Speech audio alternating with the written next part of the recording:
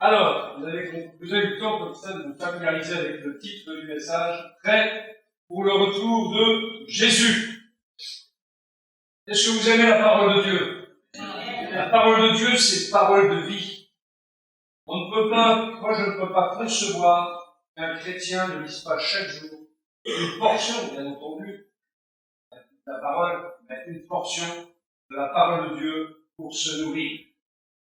La Bible dit que l'homme ne vivra pas de pain seulement, mais de toute parole qui sortira de la bouche de Dieu. Et cette parole de Dieu, elle nous encourage dans les temps les plus difficiles dans lesquels nous vivons. Et ces temps vont devenir de plus en plus difficiles. Ils sont déjà de plus en plus difficiles, mais ils vont l'être davantage. Les choses, frères et sœurs, ne vont pas aller de mieux en mieux, et il faut pouvoir tenir ferme pour pouvoir tout surmonter et pour persévérer.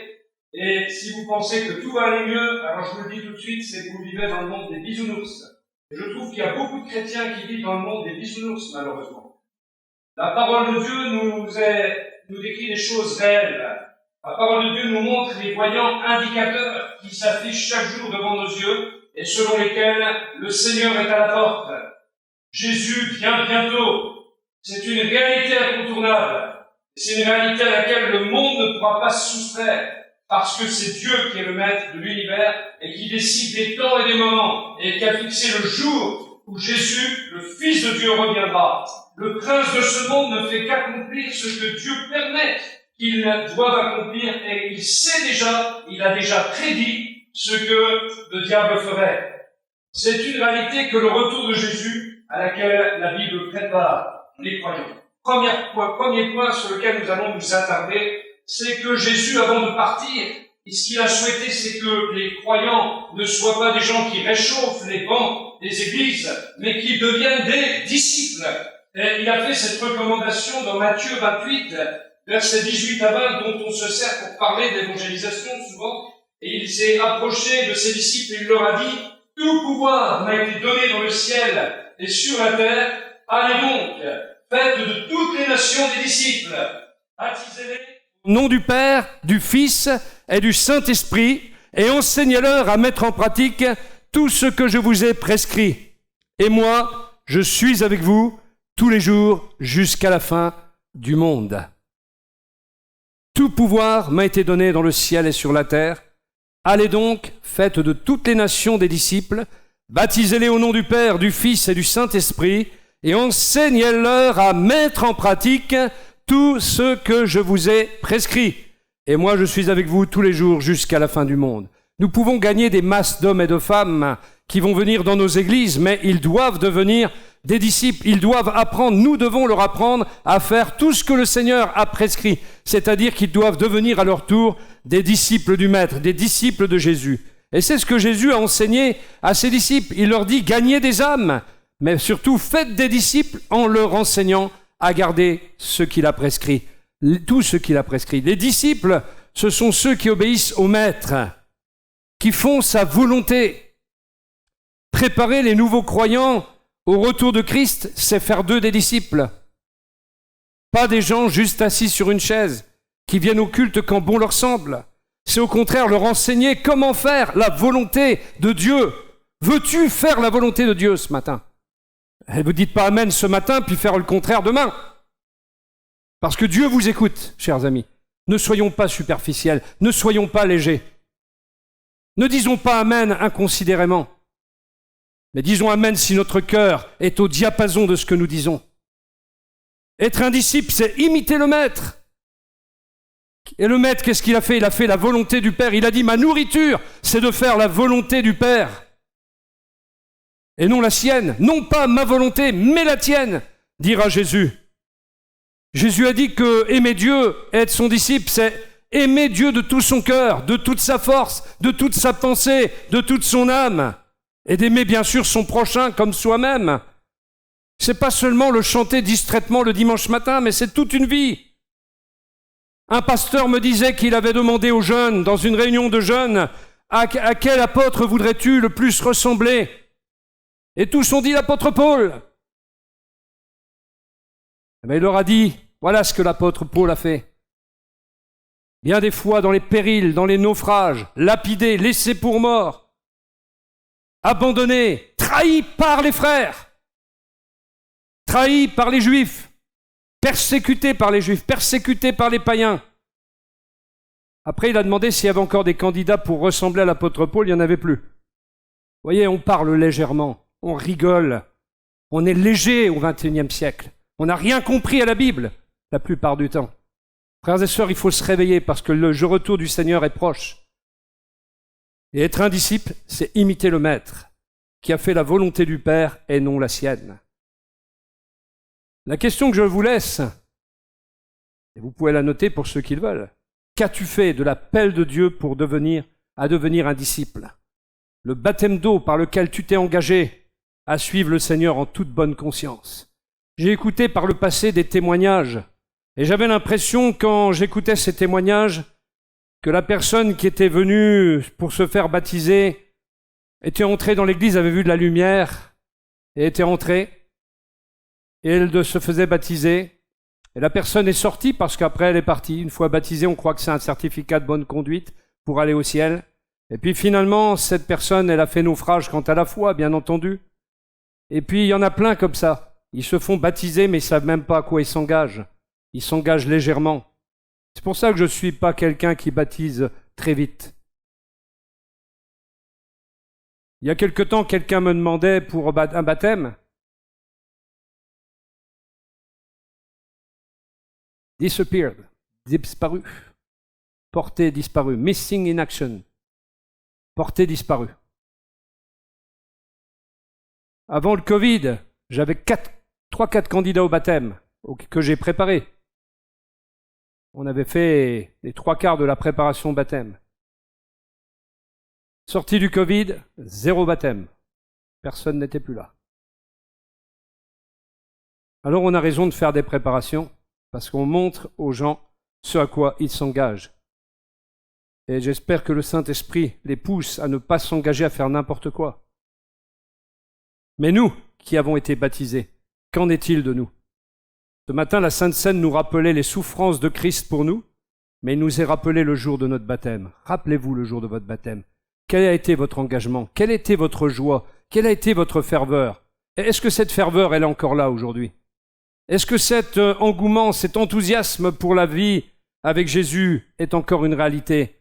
Ou bien on vient là mais on s'ennuie dans la vie chrétienne, on est resté juste à l'entrée, au seuil, et on n'a pas dépassé le seuil de ce que Dieu nous propose. Parce que ce que Dieu nous propose, c'est une vie, c'est une direction. Il y a une proposition de Dieu que nous avons acceptée, mais il faut aller plus loin. Et il y a bien des choses que nous devons faire pour répondre à cet appel. Dieu ne fait pas tout. Il y a la réponse que nous apportons, la recherche que nous faisons. Est-ce que nous sommes allés chercher et vous trouverez. Et pour trouver, il faut chercher. Pour recevoir, il faut demander. Et pour qu'il nous soit ouvert, il faut frapper. C'est la part des hommes. C'est la part des hommes. Elle nous revient avec toute l'assistance du Saint-Esprit. Mais en tous les cas, nous ne sommes pas seuls, mais il y a une part de notre volonté qui doit adhérer à la proposition de Dieu, au plan de Dieu. C'est ainsi. Et si nous voulons peu, nous recevrons peu. Mais si nous voulons beaucoup, nous recevrons beaucoup. Il est dommage de s'engager dans cette voie et d'en rester juste à l'entrée, de rester juste sur le bord de la route en quelque sorte. Ensuite, nous lisons dans la parole de Dieu quelque chose d'extraordinaire qui a été révélé aux disciples. C'est l'annonce faite par les anges dans Acte 1. Dieu nous révèle le moment où Jésus était enlevé au ciel, comment il a été enlevé au ciel et la promesse de son retour avec les témoins oculaires que furent ses disciples et l'annonce qui est faite donc par les anges. Après avoir dit cela, il s'éleva dans les airs pendant qu'ils le regardaient, et une nuée le cachait à leurs yeux. Et comme ils avaient les regards fixés vers le ciel pendant qu'ils s'en allaient, 2 hommes habillés de blanc leur apparurent et dirent : « Hommes de Galilée, pourquoi restez-vous à regarder le ciel ? Ce Jésus qui était enlevé au ciel du milieu de vous reviendra de la même manière que vous l'avez vu aller au ciel. » À la suite de ces paroles, frères et sœurs, beaucoup de croyants à travers les siècles ont suivi le Seigneur et ont tenu ferme, prenant des paroles comme celle-là comme consolation. Ils ont cru que le Seigneur allait revenir même à leur époque.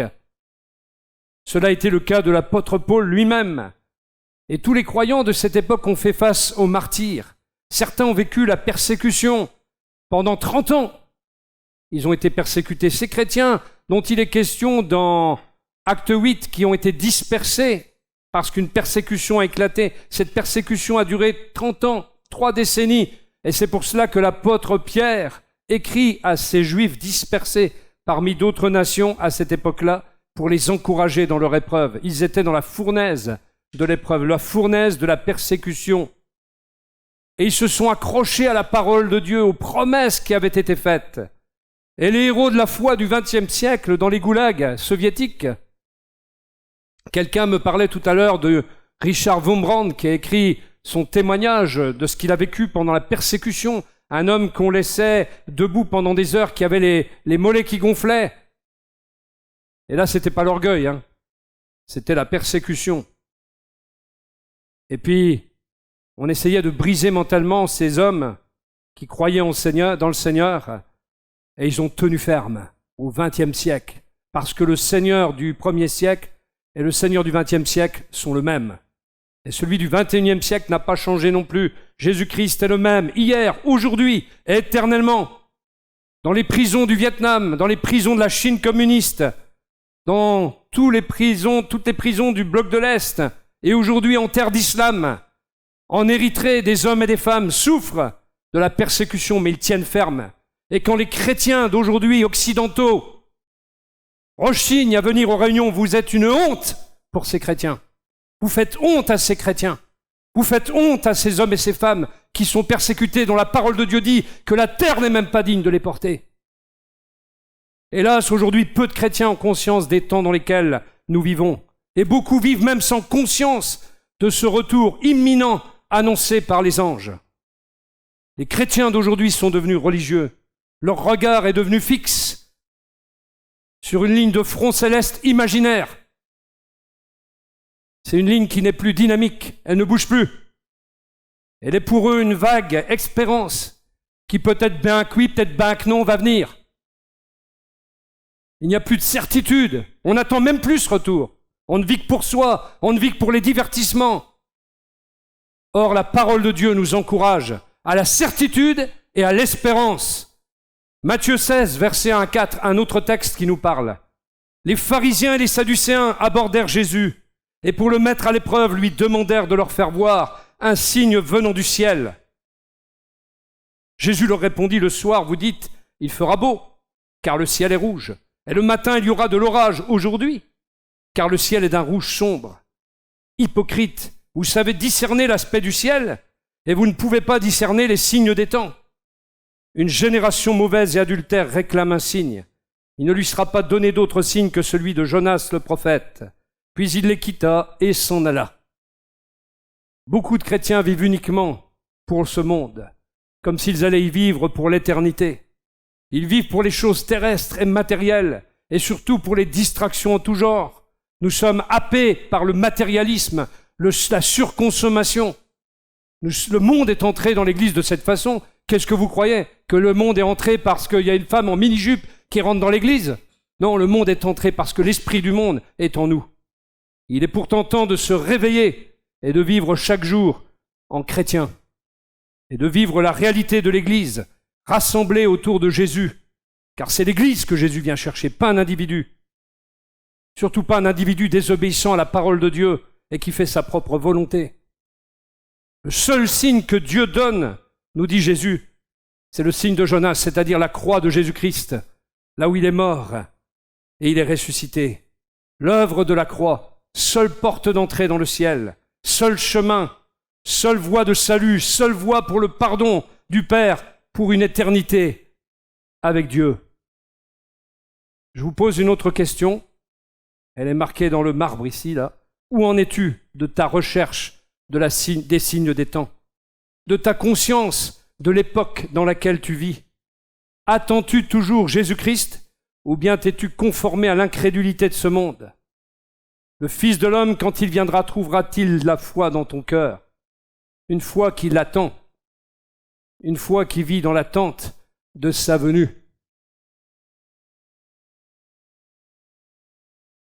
Troisième point, l'espérance est la consolation des croyants. Paul nous parle dans 1 Thessaloniciens 4. « Nous ne voulons pas, frères, vous laisser dans l'ignorance au sujet de ceux qui sont décédés, afin que vous ne soyez pas tristes de la même manière que le reste des hommes qui n'ont pas d'espérance. En effet, puisque nous croyons que Jésus est mort et ressuscité, nous croyons aussi que Dieu ramènera par Jésus et avec lui ceux qui sont morts. Car voici ce que nous vous déclarons d'après une parole du Seigneur, nous qui serons restés en vie au moment où le Seigneur viendra, nous ne précéderons pas ceux qui sont morts. En effet, au signal donné, sitôt que la voix de l'archange et le son de la trompette divine retentiront, le Seigneur lui-même descendra du ciel, et ceux qui sont morts unis au Christ ressusciteront les premiers. Ensuite, nous qui serons restés en vie à ce moment-là, nous serons enlevés ensemble avec eux dans les nuées pour rencontrer le Seigneur dans les airs. Ainsi nous serons pour toujours avec le Seigneur. Conclusion, encouragez-vous donc mutuellement par ces paroles. Quand est-ce qu'on voit dans l'Église des chrétiens s'encourageant mutuellement par cette parole, en disant « Non, t'en fais pas mon frère, le Seigneur revient bientôt. » Ne t'en fais pas, le Seigneur revient bientôt. Oui, tu es malade, tu as des souffrances, nous avons prié pour toi, pour l'instant pas de réponse, mais le Seigneur revient bientôt. C'est une espérance qui doit briller dans chaque cœur et qui doit nous consoler. Encouragez-vous donc mutuellement par ces paroles. Ces paroles sont destinées à nous permettre de garder le cap de l'espérance, le cap de la bonne espérance, si vous préférez. Ces paroles sont destinées à nous permettre de tenir ferme, de persévérer, de prendre courage, d'avoir en perspective le retour du Seigneur, qui est une promesse qui était faite à ses enfants. Ces paroles sont aussi destinées à nous tenir prêts, éveillés pour ce retour. Il est possible que nous voyions notre génération dans cette génération, dans la nôtre, de nos yeux, le retour du Seigneur. Moi, je me réjouis à cette perspective-là.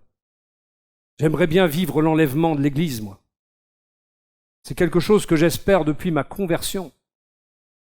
Alors quand on se convertit, on exagère un peu parfois, parce qu'on est tout feu tout flamme, et je me souviens, avec mon beau-frère, à l'époque, on regardait à un moment, le ciel s'était assombri, puis on s'est regardé, on s'est dit peut-être que le Seigneur revient, et il va nous prendre.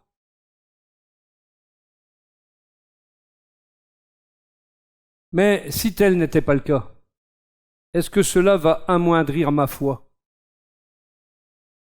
Non, parce que je sais que je mourrai pour aller vers le Seigneur et précéder dans la résurrection ceux qui seront enlevés et qui seront restés vivants pendant cette première phase du retour de Jésus sur les nuées du ciel. L'un dans l'autre, comme disait l'apôtre Paul, Christ est ma vie et la mort m'est un gain. Jésus lui-même a dit certaines choses quant aux signes qui précéderait son retour. Il a parlé en quelque sorte de tsunamis, et les tsunamis sont devenus de plus en plus fréquents, ils sont devenus une réalité. L'angoisse des nations est devenue une réalité. La crainte, les appréhensions est le début d'un contrôle total. Chers amis, j'espère que vous avez réalisé que la crise du Covid était un bon test pour voir si vous étiez des moutons et si vous alliez obéir sagement. Début de contrôle total. Attendez, la suite arrive.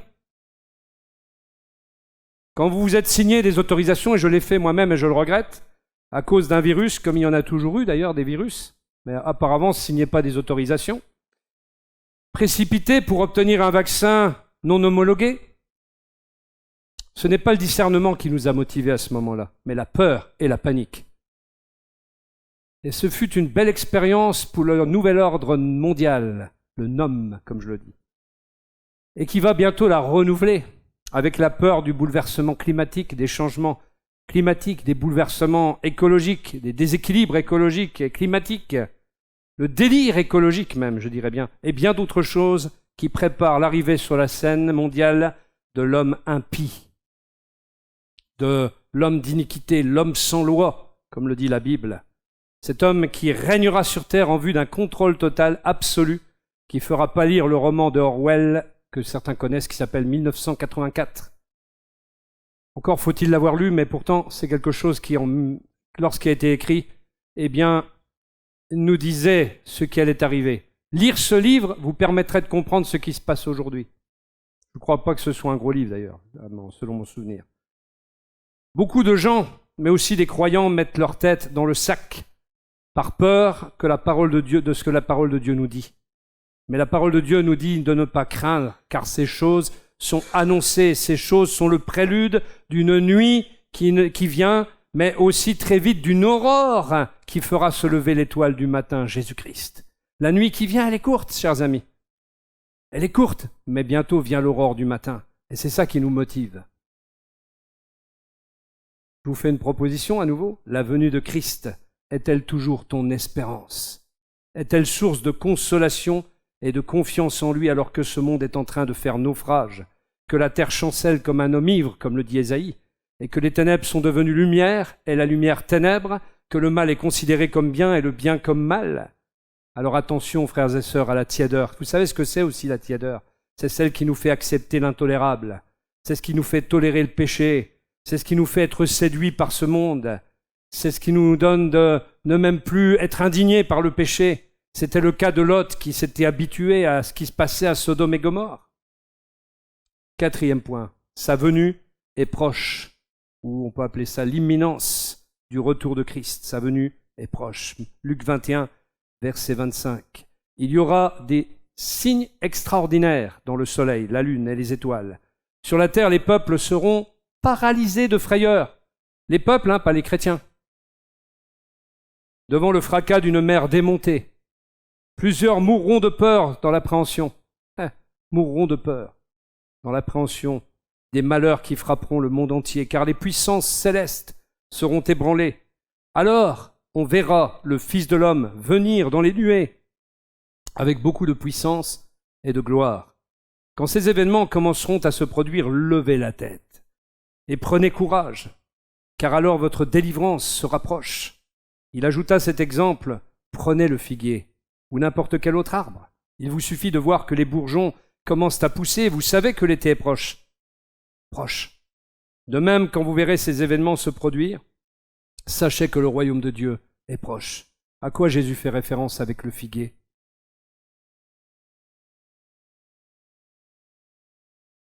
Non. Bien sûr, c'est une saison et un temps, mais le temps de qui? Israël. Le symbole d'Israël, c'est le figuier. Vous saviez, j'espère, quand même. Depuis 1948, l'État d'Israël existe à nouveau. Et c'est le signe dont Jésus parle. Et quand nous verrons ces événements se produire, dit Jésus, sachez que le royaume de Dieu est proche. Vraiment, je vous assure que cette génération-ci ne passera pas avant que tout ne commence à se réaliser. Le ciel et la terre passeront, mais mes paroles ne passeront jamais. Nous sommes dans le temps où Israël a reverdi, où il est redevenu une nation en un seul jour, comme l'avait dit le prophète, alors même que la France a dû mettre des siècles pour se constituer en France. Une nation peut-elle naître en un seul jour, dit Jérémie. Nous sommes dans la certitude avec la Bible. Apocalypse 22:20, celui qui rend témoignage de ces choses dit « Certainement, je viens bientôt. Amen. Oui, Seigneur Jésus, viens. Certainement. » C'est certain, sa venue est aussi certaine que celle de l'aurore. Le mot qui dit certainement est le mot naï en grec qui signifie certainement, véritablement, assurément. Et le mot bientôt, c'est le mot taco. Bientôt, soudaineté, immédiateté, ça veut dire à toute vitesse, sans retard.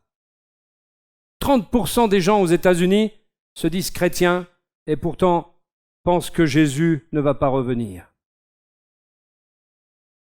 La Bible, frères et sœurs, n'est pas un mythe, c'est la parole de Dieu, elle est oui et amen. Je vous fais encore une proposition. Crois-tu au retour de Jésus? N'est-ce pas ce que tu as confessé lors de ton baptême? Moi, je ne sais pas, mais quand je baptise quelqu'un, je lui demande certaines choses, et parmi les choses que je demande, je lui dis, crois-tu au retour du Seigneur Jésus? La personne souvent dit oui. J'aimerais pas que des années après, elle dise qu'elle n'y croit plus. C'est ce que nous avons confessé lors de notre baptême. Ça ne nous a pas été extorqué. On a consenti à dire oui. J'espère que ce n'est pas pour faire plaisir au pasteur. Sinon, il ne faut pas faire le baptême. On ressort de l'eau et on va aller à la parole de Dieu et lire tous les passages qui concernent son retour. Et après, on reviendra au baptistère et si la personne est d'accord, on la baptise. Pierre a prophétisé que les gens se moqueraient du retour de Jésus et le remettrait en question, y compris des croyants. 5e point, Jésus est-il en retard? Je voudrais que vous me répondiez à cette question. Jésus est-il en retard? Voilà ce que nous dit Pierre.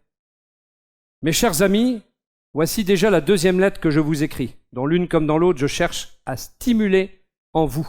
Stimuler en vous, ça veut dire ancrer en vous, clouer en vous, remuer votre esprit avec ça, vous réveiller, parce qu'on n'a pas besoin d'être réveillé. Donc stimuler en vous une saine manière de penser, une bonne manière de penser, vous voyez, en vous rappelant l'enseignement que vous avez reçu. Souvenez-vous, en effet, des paroles dites autrefois par les saints prophètes qui annoncent le retour du Seigneur, ainsi que du commandement du Seigneur et Sauveur que vos apôtres vous ont transmis. Sachez tout d'abord que dans les derniers jours, des moqueurs viendront, qui vivront au gré de leurs propres désirs. Ils tourneront votre foi en ridicule en disant « Eh bien, il a promis de venir, mais c'est pour quand ?» Et vous chanteront « Jésus revient, Alléluia !» Pour se moquer de vous. Ou « Jésus, comment c'était dans l'autre film, là, La vie est un long fleuve tranquille ?» Jésus revient, je ne sais plus comment c'était, mais on se moque du retour de Jésus. Donc ce temps est arrivé. Ils tourneront votre foi en ridicule en disant « Eh bien, il a promis de venir, mais c'est pour quand ?» Nos ancêtres sont morts et depuis que le monde est monde, rien n'a changé. Mais il y a un fait que ces gens oublient délibérément. C'est que Dieu, par sa parole, a créé autrefois le ciel et la terre. Il a séparé la terre des eaux et il l'a rassemblée du milieu des eaux. De la même manière, Dieu a détruit le monde d'alors par les eaux du déluge. Quant à la terre et aux cieux actuels, ils sont réservés par cette même parole pour être livrés au feu. Ils sont gardés en vue du jour du jugement où tous ceux qui n'ont aucun respect pour Dieu périront. Mais il y a un fait que vous ne devez pas oublier, encore un, mes chers amis, c'est que pour le Seigneur, un jour est comme 1000 ans, et 1000 ans sont comme un jour. Le Seigneur n'est pas en retard, la réponse est dans la Bible, dans l'accomplissement de sa promesse, comme certains se l'imaginent. Il a fait simplement preuve de patience à votre égard, car il ne veut pas qu'un seul périsse. Il voudrait au contraire que tous parviennent à se convertir. Mais le jour du Seigneur viendra comme un voleur. En ce jour-là, le ciel disparaîtra dans un fracas terrifiant. Les astres embrasés se désagrégeront et la terre se trouvera jugée avec tout ce qui a été fait sur elle. Puisque tout l'univers doit ainsi se désagréger, quelle vie sainte vous devez mener et combien vous devez être attachés à Dieu en attendant que vienne le jour de Dieu et en attend sa venue. Ce jour-là, en précipitant sa venue. Ce jour-là, le ciel en feu se désagrégera et les astres embrasés fondront. Mais nous attendons. Attends-tu encore? Comme Dieu l'a promis, un nouveau ciel et une nouvelle terre où la justice habitera. C'est pourquoi, mes chers amis, dans cette attente, faites tous vos efforts pour que Dieu vous trouve pur et irréprochable à ses yeux dans la paix qu'il donne. 2 Pierre, chapitre 3, versets 1 à 14. Le concept de temps chronos n'existe pas pour Dieu. C'est un concept humain. Le temps n'est pas le même pour Dieu qui vit dans l'éternité, qui est éternel, même si c'est lui qui a créé le temps. Le non-croyant ne peut pas comprendre que pour Dieu, 2000 ans sont comme 2 ans. Dieu est patient, il aime les êtres humains et il a offert et livré son Fils pour eux sur la croix. 2000 ans ne sont rien pour Dieu. Le croyant est appelé à tenir ferme en toutes circonstances, favorables ou non. Le péché bloque et empêche la paix. Il empêche le repos. C'est ce que nous enseigne aussi ce passage. Et nous avons, nous, la paix avec Dieu à cause du fait que nous sommes justifiés par la foi en Jésus-Christ. Et si certains ont perdu cette paix, c'est à cause de leur amour pour le monde. Or, Jean nous dit que l'amitié du monde, eh bien, c'est une iniquité contre Dieu. C'est un adultère contre Dieu. C'est une inimitié contre Dieu. Il y a un conquistador, je ne sais plus si c'était Cortés ou Pizarro. Une fois qu'il avait conquis tous les empires indiens, et d'ailleurs il a fait des massacres, etc., on en découvre encore aujourd'hui des charniers d'enfants à l'époque qui ont été massacrés, et donc on a découvert encore tout récemment des choses comme cela. Ils ont complètement décimé les Indiens, etc. Eh bien qu'il avait conquis tout ce qu'il fallait, il avait trouvé de l'or, il était immensément riche, mais il s'ennuyait comme un rat. Et il est tombé malade à un moment donné et il a exprimé le désir d'être enterré avec les mains en dehors du cercueil pour qu'on voie ses mains. Pourquoi? C'est simple, parce qu'il a dit à un moment donné, eh bien, je suis venu finalement, je suis le plus riche peut-être dans ce monde, mais finalement je suis venu tout nu et je vais repartir tout nu avec rien et peut-être même tout perdre. Alors il voulait qu'on voie ses mains vides, lui qui mourait et qui bientôt allait être enterré. Il voulait qu'on voit qu'on repart avec les mains vides et non pas avec les mains pleines d'or. Alors ayons-nous la paix de Dieu qui est beaucoup plus riche, qui est une richesse extraordinaire.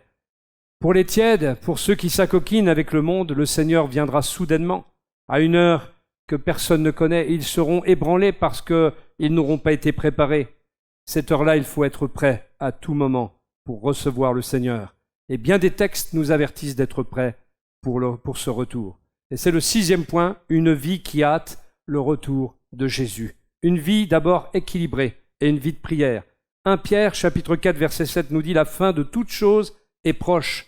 Menez donc une vie équilibrée, c'est-à-dire disciplinée aussi, et équilibrée.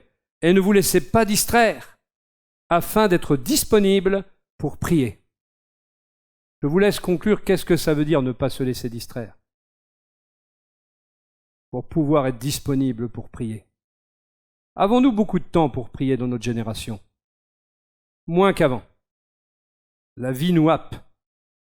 C'est pour ça qu'il ne faut pas se laisser distraire, pour être disponible pour prier. Nous sommes appelés à la stabilité face à la terreur qui s'empare des gens du monde. Je peux vous dire que quand on est face à des collègues, ils ont peur de ce qui se passe.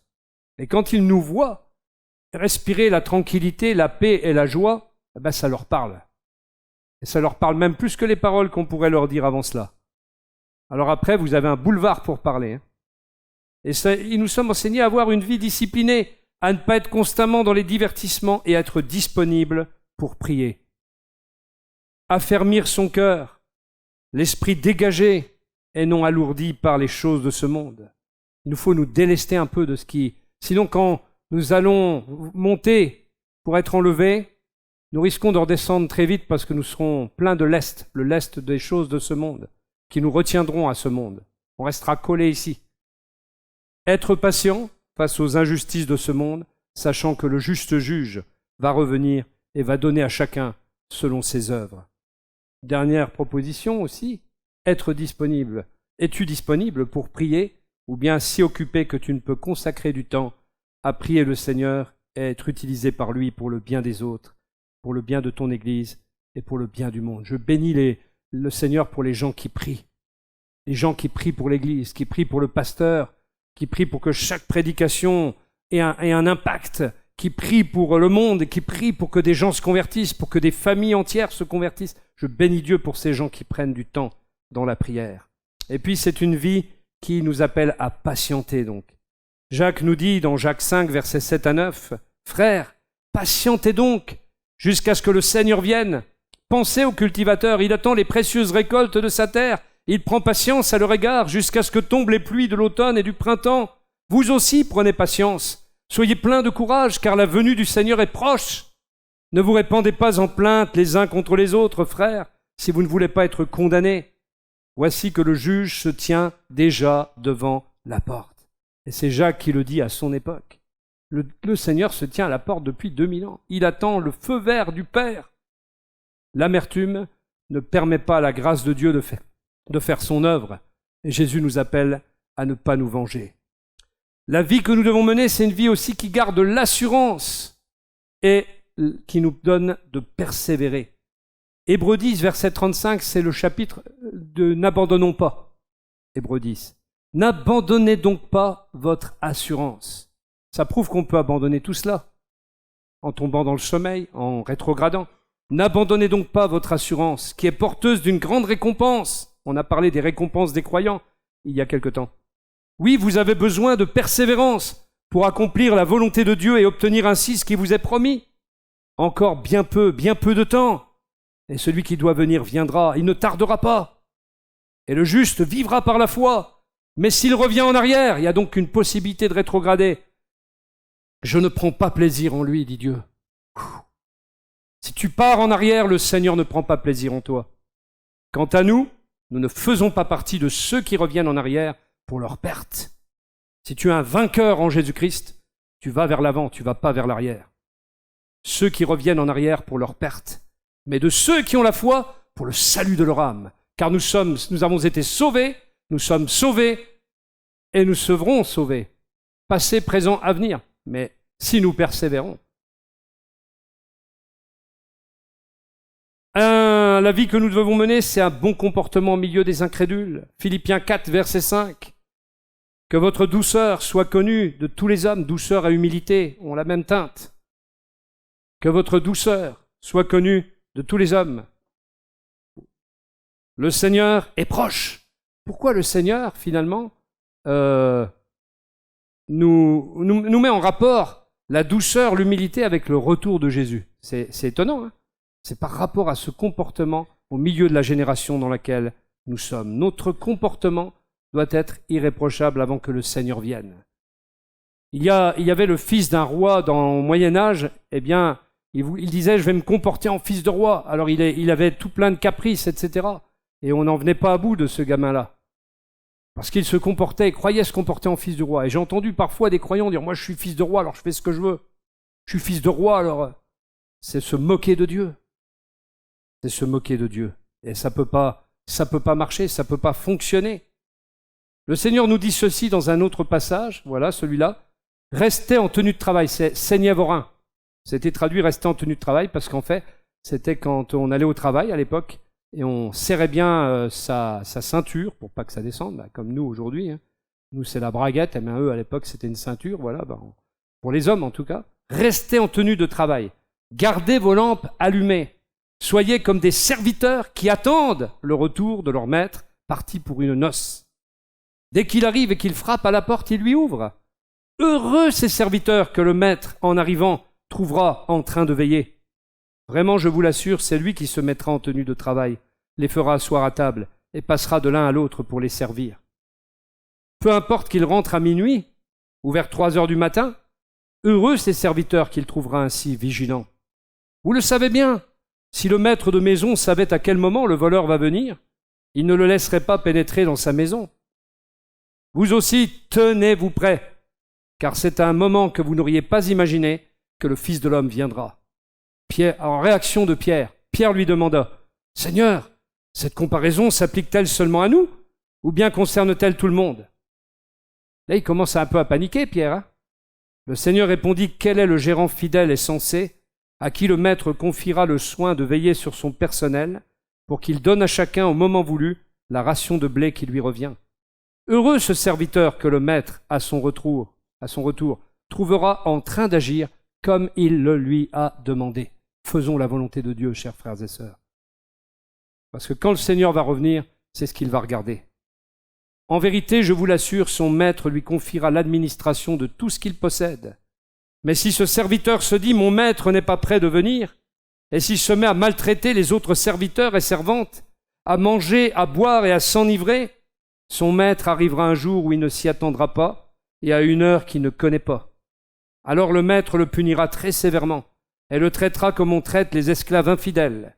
Le serviteur qui sait ce que son maître veut de lui, mais qui n'aura rien préparé ou qui n'aura pas agi selon la volonté de son maître, sera sévèrement puni. Mais celui qui n'aura pas su ce que son maître voulait et qui aura commis des actes méritant une punition, celui-là subira un châtiment plus rigoureux. Si quelqu'un a beaucoup reçu, on exigera beaucoup de lui, et plus on vous aura confié, plus on demandera de vous. Nous avons reçu la lumière, Dieu nous a confié sa lumière, la lumière de son évangile, et nous recevrons par rapport à ce qu'il nous a confié. Et je ne pouvais pas ne pas parler aussi du retour de Jésus par rapport à l'Église. Hébreux 10, 25, c'est le deuxième « n'abandonnons pas ». Ne prenons pas comme certains l'habitude de délaisser nos réunions. Au contraire, encourageons-nous mutuellement, et cela d'autant plus que vous voyez se rapprocher le jour du Seigneur. On a l'impression que les chrétiens font le contraire. Plus le retour du Seigneur s'approche, et moins il y a de personnes dans les assemblées. Ça vague partout, on va par-ci, on va par-là. Et puis, la parole dit exactement le contraire. Et cela d'autant plus que vous voyez se rapprocher le jour du Seigneur. Moi, je vous le dis, faites attention à ce que vous faites. Faites attention à la parole que vous entendez. Faites attention à la manière dont vous réagissez alors que vous avez entendu cette parole. Parce que ça vous sera redemandé. Il y a un rapport étroit un rapport étroit entre la vie d'Église et le retour du Seigneur. Et face à l'hostilité de la famille incroyante, du monde incroyant, peut-être de la persécution à venir, quel autre refuge a le croyant que de se réunir avec ses frères et sœurs, des hommes et des femmes qui croient exactement la même chose que ce que l'on croit? Quelle est ta vie d'Église? Crois-tu plaire à Dieu dans ce domaine? Examine-toi toi-même. Qu'est-ce qui prédomine? La parole de Dieu ou tes pensées, ou tes propres raisonnements? Fais-tu ce que le Seigneur a demandé, comme nous venons de le lire dans la parabole, dans ce que Jésus a dit? J'aimerais qu'on puisse lire, pour terminer, ce passage qui nous montre notre espérance. Et cela a été dit à Jean. Puis il me montra le fleuve d'eau de la vie, limpide comme du cristal, qui sortait du trône de Dieu et de l'agneau. Au milieu de la place de la ville, et entre les deux bras du fleuve se trouvait l'arbre de vie qui produit 12 récoltes. Il donne son fruit chaque mois, et ses feuilles servent à la guérison des nations. On l'a chanté tout à l'heure, le nom qui guérit les nations. Il n'y aura plus de malédiction. Le trône de Dieu et de l'agneau sera dans la ville. Ses serviteurs lui rendront un culte. Ils verront son visage et son nom sera sur leur front. Il n'y aura plus de nuit, et ils n'auront besoin ni de la lumière d'une lampe, ni de celle du soleil, parce que le Seigneur Dieu les éclairera, et ils régneront au siècle des siècles. Il me dit, ces paroles sont dignes de confiance et vraies, et le Seigneur, le Dieu de l'esprit des prophètes, a envoyé son ange pour montrer à ses serviteurs ce qui doit arriver bientôt. Voici, je viens bientôt. Heureux celui qui garde les paroles de la prophétie de ce livre. Moi, Jean, j'ai entendu et vu ces choses. Après les avoir entendues et vues, je tombai aux pieds de l'ange qui me les montrait pour l'adorer. Mais il me dit, garde-toi bien de le faire. Je suis ton compagnon de service, celui de tes frères les prophètes et de ceux qui gardent les paroles de ce livre. Adore Dieu! Attention aux inclinations idolâtres du cœur. Rendez compte que même dans un temps comme ça de visitation, l'apôtre Jean faisait n'importe quoi. Il allait adorer un ange alors qu'il venait de voir des révélations sublimes de la gloire de Dieu, et son cœur le faisait tendre à adorer un ange au lieu d'adorer Dieu. Il s'est même fait reprendre par l'ange, alors que nous sommes appelés à juger les anges. Attention au sensibilisme, à l'hyperémotivité spirituelle qui peut nous conduire dans de telles dérives, comme l'apôtre Jean. Attention au mysticisme parfois qui peut nous faire dévier terriblement. Et enfin, la conclusion, c'est ce passage où c'est la suite. Puis il ajouta, ne marque pas du sceau du secret les paroles de la prophétie de ce livre, car le temps est proche. Que celui qui est injuste commette encore des injustices. Eh oui, c'est ce qu'on voit en ce moment. L'iniquité, l'injustice, le mal. Que celui qui est injuste commette encore des injustices. J'ai entendu ces dernières semaines, je ne sais pas combien de fois, à travers diverses personnes, des témoignages, un chauffagiste qui va chez quelqu'un, et la femme l'accueille, une femme qui vit dans les choses perverses, et qui essayait de séduire ce jeune homme, une femme de plus de 70 ans, avec des objets érotiques dans la maison. Et oui, on n'est pas dans le monde des bisounours, frères et sœurs, il y a des réalités maléfiques autour de nous. Et ce jeune, il savait même plus comment réparer la machine, enfin le chauffage. Il avait qu'une envie, c'était partir. J'ai entendu d'autres témoignages à ce sujet-là, des personnes même de 80 ans qui recherchent à vivre des expériences sexuelles avec des jeunes, avec toutes sortes de perversions en même temps. D'ailleurs, la personne qui avait essayé de séduire ce jeune lui disait, vous savez, moi et mon mari, nous sommes échangistes. Et ces perversions-là, elles vont devenir normales dans le monde. Que celui qui est injuste commette encore des injustices, de l'iniquité, et que celui qui est sale se salisse encore, mais que le juste pratique encore la justice, et que celui qui est saint progresse encore dans la sainteté. Voici, je viens bientôt, et j'apporte avec moi ma récompense pour traiter chacun conformément à son œuvre. Je suis l'alpha et l'oméga, le premier et le dernier, le commencement et la fin. Heureux ceux qui lavent leurs robes. Ils auront droit à l'arbre de vie et pourront entrer par les portes dans la ville. Dehors les chiens, les sorciers, ceux qui vivent dans l'immoralité sexuelle, les meurtriers, les idolâtres et tous ceux qui aiment et pratiquent le mensonge. Moi, Jésus, j'ai envoyé mon ange pour vous attester ces choses dans les églises. Je suis le rejeton de la racine de David et son descendant, l'étoile brillante du matin. L'Esprit et l'épouse, c'est-à-dire l'Église, disent « Viens ». Est-ce que vous dites « Viens » ou est-ce que le Seigneur Jésus, dans la perspective de son retour, vous dérange? Moi, je crois qu'un chrétien qui pêche, il est dérangé par le retour de Jésus. Un chrétien qui a envie de marcher avec le Seigneur n'est pas dérangé par le retour. Mais si nous sommes dans le péché, si nous vivons pour ce monde, nous allons être dérangés par la perspective du retour du Seigneur, parce que Dieu ne nous fera pas de concession à ce niveau-là. Il nous a déjà tout donné en Jésus-Christ. Il ne donnera aucune concession à nos compromis, aucune excuse à nos compromis avec le mal et avec le péché. L'Esprit et l'épouse disent « Viens ». Que celui qui entend dise « Viens ». Que celui qui a soif vienne. Que celui qui veut de l'eau de la vie la prenne gratuitement. Je le déclare à toute personne qui écoute les paroles de prophétie de ce livre. Si quelqu'un y ajoute quelque chose, Dieu lui ajoutera les fléaux décrits dans ce livre. Et si quelqu'un enlève quelque chose aux paroles du livre de cette prophétie, Dieu enlèvera sa part de l'arbre de la vie et de la ville sainte décrits dans ce livre. Celui qui atteste ces choses dit oui, je viens bientôt. Amen.